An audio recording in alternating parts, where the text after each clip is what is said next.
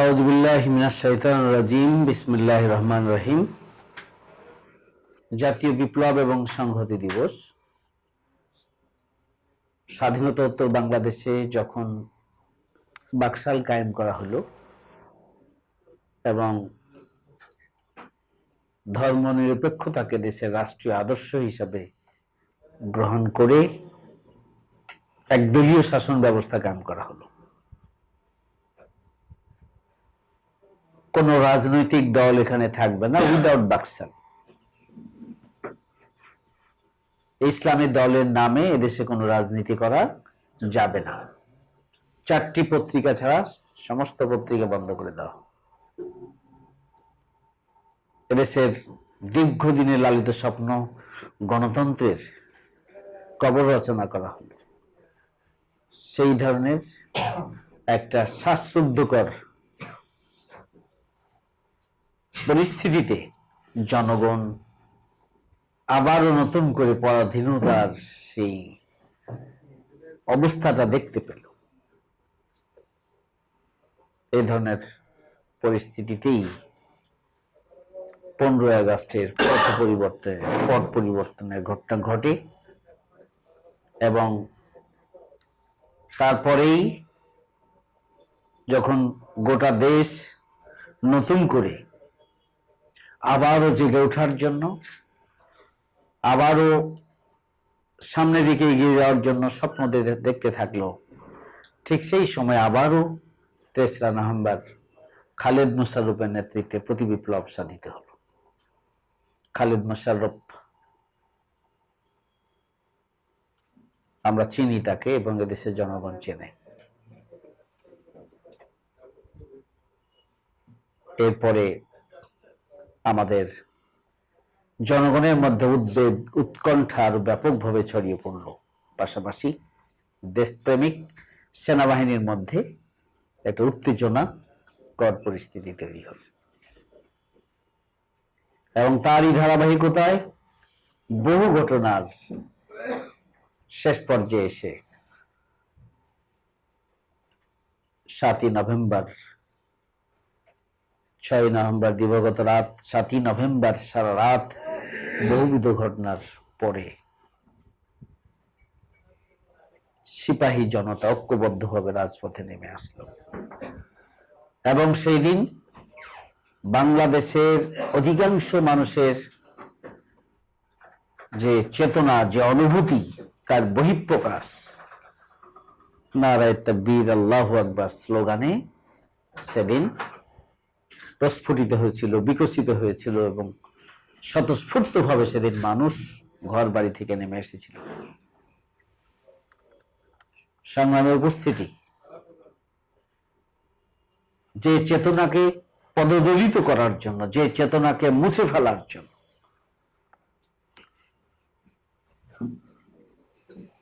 আমাদের বছরের পর বছর তৎকালীন শাসক গোষ্ঠী ভূমিকা পালন করেছে এবং আইন করে সেই চেতনা মুছে ফেলার জন্য ধর্মহীন রাজনীতি এবং ধর্ম নিরপেক্ষতাকে রাষ্ট্রীয় আদর্শ হিসেবে প্রতিষ্ঠিত করেছিল। এদেশের জনগণ, এদেশের দেশপ্রেমিক সেনাবাহিনী যে সেই চেতনার সাথে যে একমত ছিল না, 7ই নভেম্বর সিপাহী জনতার বিপ্লবের মাধ্যমে সেটি প্রমাণিত হয়েছে এবং সিপাহী বিপ্লবের এই যে ঐতিহাসিক ঘটনা, এই ঘটনা শুধুমাত্র একটি ঘটনা নয়। এই ঘটনা এদেশকে পরাধীনতার শৃঙ্খলে স্থায়ীভাবে আবদ্ধ করার জন্য যে ষড়যন্ত্র করা হয়েছিল, সেই ষড়যন্ত্রকে সিপাহী জনতার সম্মিলিত স্বতঃস্ফূর্ত বিপ্লবের মাধ্যমে তা ব্যর্থতায় পর্যবসিত করা হয়েছিল। এই দিনের ঘটনা এদেশের বহুদলীয় রাজনীতির যে কবর রচনা করা হয়েছিল, একদলীয় বাকশাল কায়েম করা হয়েছিল, তারই প্রেক্ষাপটে সিপাহী বিপ্লবের মাধ্যমে, সিপাহী জনতার বিপ্লবের মাধ্যমে সেদিন বহুদলীয় গণতন্ত্রের পথ উন্মোচিত হয়েছিল। এই দিন এদেশের 85% মানুষের চিন্তা, চেতনা, অনুভূতি এবং আদর্শিক মূল্যবোধকে পদদলিত করে ধর্মভিত্তিক রাজনীতি না করার জন্য যে আইন করা হয়েছিল, যে সিদ্ধান্ত তৎকালীন সরকার গ্রহণ করেছিল, সেটিরও জবাবে দেশের জনগণ সেদিন দিয়েছে এবং ধর্মভিত্তিক রাজনীতি করার, ইসলামী সংগঠন করার, ইসলামী দল করার অধিকার সেদিন প্রতিষ্ঠিত করেছিল। এই অধিকার এদেশের শাসক গোষ্ঠী আমাদের দেয়নি। এই অধিকার দেশপ্রেমিক সেনাবাহিনীর যারা সিপাহী ছিলেন এবং দেশপ্রেমিক সেনাবাহিনীর নিচের দিকের কর্মকর্তা এবং সৈনিক যারা ছিলেন, তারা এবং এদেশের আপামর জনগণের সম্মিলিত প্রচেষ্টার মাধ্যমে সেই দিন এদেশের ধর্মভিত্তিক রাজনীতির পথ উন্মোচিত হয়েছে। এখানে এককভাবে কোন বিশেষ ব্যক্তি বা দলের এটি সম্পদ ছিল না, বরং এটি ছিল সামগ্রিকভাবে ইসলামপন্থী জনতার এবং ইসলামপন্থী দেশপ্রেমিক সেনাবাহিনীর একটি অংশের একটি স্বতঃস্ফূর্ত ভূমিকা। আমরা জানি এই ধরনের একটি যখন প্রেক্ষাপট চলছে, ঠিক সেই সময় কর্নেল তাহের সাহেবের নেতৃত্বে আরেকটি বিপ্লব সাধন করার জন্য চেষ্টা করা হয়েছিল, যে দেশকে সমাজতান্ত্রিক রাষ্ট্র ব্যবস্থার দিকে নিয়ে যাওয়ার জন্য। সেই দিন নারে তাকবীর স্লোগানের মধ্য দিয়ে জনগণ সেটির এবং সিপাহী জনতা ঐক্যবদ্ধভাবে সেটির পাল্টা জবাব দিয়েছে। আলহামদুলিল্লাহ যে আমাদের দেশকে আল্লাহ রক্ষা করেছেন এবং সেই দিন সাহসিকতার সাথে যারা ভূমিকা পালন করেছিল, জনগণ তাদের নেতৃত্বে স্বতঃস্ফূর্তভাবে মাঠে ময়দানে নেমে পড়ে তাদের দীর্ঘদিনের লালিত স্বপ্ন, যা পদদলিত করে রাখা হয়েছিল আইনের সেই বেড়া জাল দিয়ে, সেখান থেকে তারা মুক্ত হয়ে এসেছিল। সুতরাং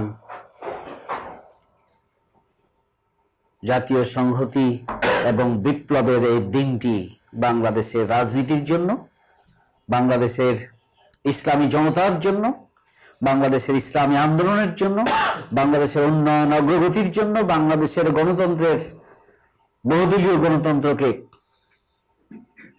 আবারও নতুন করে পুনরুজ্জীবিত করার জন্য একটি ঐতিহাসিক ক্ষণ। আমরা যারা দেশপ্রেমিক, আমরা যারা ইসলামী আদর্শে বিশ্বাস করি, এদেশের সীমানার বাহিরে যাদের যাওয়ার কোনো 1 ইঞ্চি জায়গা নেই,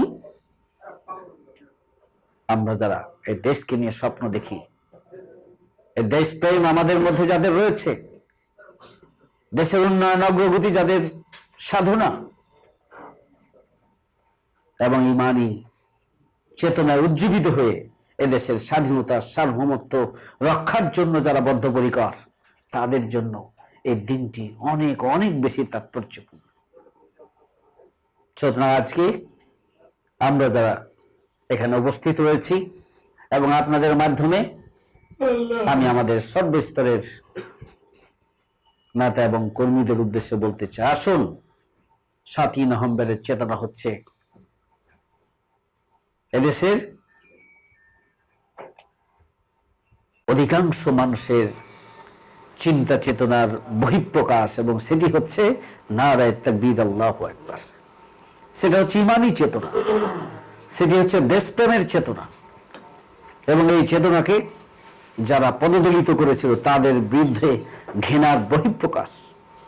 সুতরাং আজকে এই চেতনাকে আমাদের লালন করতে হবে, এই চেতনাকে আরো বিকশিত করতে হবে, এই চেতনাকে সর্বস্তরের মানুষের মধ্যে ব্যাপকভাবে ছড়িয়ে দিতে হবে। আজকেও আমরা এই ধরনের যে কারণে 7ই নভেম্বর সংঘটিত হয়েছিল, তার চেয়েও ভীতিকর এবং আতঙ্কজনক, উদ্বেগজনক একটি অস্থিতিশীল পরিস্থিতি বাংলাদেশের বিরাজ করছে। এদেশের রাজনীতি, অর্থনীতি, সামাজিক অবক্ষয়, দুর্নীতি, অনিয়ম, অনাচার, অত্যাচার, জুলুম, নির্যাতন, নিষ্পেষণ, গুম, খুন আজকে মানুষের নিত্যদিনের সঙ্গী হয়ে গিয়েছে। দুমুঠো খেয়ে বেঁচে থাকার অধিকার থেকে আজকে তারা বঞ্চিত হয়ে রাস্তার ধারে চিকিৎসাহীন অবস্থায় মারা যাচ্ছে। তাদের মুখে দুমুঠো খাবার, একটু ওষুধ তুলে দেওয়ার মতো কোনো ব্যবস্থা আজকে অকার্যকর রাষ্ট্র ব্যবস্থার নেই।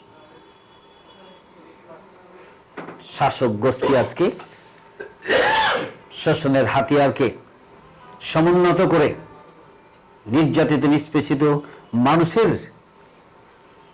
কে ক্ষতবিক্ষত করছে প্রতিনিয়ত। আজকে যেন এটার কোনো প্রতিকার নেই, এটার কোনো প্রতিবাদ নেই, এটার বিরুদ্ধে কথা বলার কোনো পরিবেশ রাখা হয়নি, কোনো সুযোগ দেওয়া হচ্ছে না। এ ধরনের একটি পরিস্থিতিতে প্রয়োজন আর একটি 7ই নভেম্বরের বিপ্লব ও চেতনায় উজ্জীবিত হয়ে এ দেশকে মুক্ত করার জন্য এগিয়ে আসার মতো দেশপ্রেমিক জনগণের ঐক্যবদ্ধ আর একটি ঐতিহাসিক বিপ্লবের প্রয়োজন। বাংলাদেশ জামায়াত ইসলামী এদেশের মানুষের সার্বিক জীবনের পুনর্বিন্যাস সাধন করে, এদেশের মানুষের সার্বিক অগ্রগতি এবং উন্নয়ন সাধন করে এ দেশকে একটি আত্মনির্ভরশীল, সুখী, সমৃদ্ধশালী বাংলাদেশ হিসাবে প্রতিষ্ঠার জন্য, একটি ওয়েলফেয়ার স্টেট হিসাবে বাংলাদেশকে প্রতিষ্ঠার জন্য, দেশপ্রেমিক জনগণ তৈরি করার জন্য, দেশের সীমানা পাহারা দেওয়ার উপযুক্ত ইমান চেতনা উজ্জীবিত মানুষ তৈরি করার জন্য কাজ করে যাচ্ছে। আজকে জামায়াত ইসলামীর কর্মী হিসাবে আমাদের দেশপ্রেমকে আরো শানিত করতে হবে, আমাদের ইমানি চেতনাকে আরো উজ্জীবিত করতে হবে এবং 7ই নভেম্বরের সেই ইমানি চেতনা, দেশপ্রেমের চেতনাকে লালন করে সমস্ত অন্যায়, অনাচার, অবিচারের বিরুদ্ধে লড়ে যাওয়ার যে ঝুঁকিপূর্ণ সংগ্রাম, সেই সংগ্রামের চেতনাকেও আমাদের মধ্যে লালন করে আগামী দিনে দেশকে সুখী, সমৃদ্ধশালী একটি নতুন বাংলাদেশে পরিণত করার লক্ষ্যে আমাদের মাঠে ময়দানে ঝাঁপিয়ে পড়তে হবে। যদি আমরা ঝাঁপিয়ে পড়তে পারি এবং সেই চেতনাকে আমরা শানিত করে ভূমিকা পালন করতে পারি, তাহলেই মনে করতে হবে 7ই নভেম্বরের আলোচনা সার্থক হয়েছে। একটি হচ্ছে দেশপ্রেম, আর একটি হচ্ছে ইমানি চেতনা। এক আল্লাহর দাসত্বের আন্ডারে ঐক্যবদ্ধ হওয়া আর দেশপ্রেম উজ্জীবিত হয়ে ভূখণ্ডকে সকল ধরনের হামলা থেকে, আগ্রাসন থেকে রক্ষা করে এই জাতিকে উদ্ধার করা, দেশকে স্বাবলম্বী করা, দেশকে পৃথিবীর সামনে মাথা উঁচু করে দাঁড়ানোর চেতনাই হচ্ছে 7ই নভেম্বরের চেতনা।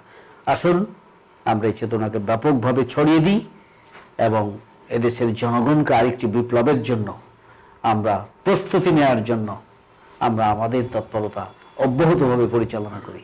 মহান রাব্বুল আলামিন আমাদের এই আলোচনার মাধ্যমে আল্লাহ রাব্বুল আলামিন যেন আমাদের যে অর্জন, সে অর্জন যেন আমরা যথার্থভাবে করতে পারি, সেই তৌফিক যেন আল্লাহ দান করেন। যারা এখানে এসেছেন দেশপ্রেম উজ্জীবিত হয়ে, তাদেরকেও আল্লাহ তাদের এই সময়ের এবং কষ্টের বিনিময়ে আল্লাহ যেন যা যায় খায়ের দান করেন। আল্লাহ রাব্বুল আলামিন আমাদের এই আলোচনা সবাইকে কবুল করুন, আমিন। সবাইকে ধন্যবাদ এবং মোবারকবাদ জানিয়ে আজকের আয়োজন এখানে শেষ করছি। আসসালামু আলাইকুম ওয়া রাহমাতুল্লাহি তাআলা ওয়া বারাকাতুহু।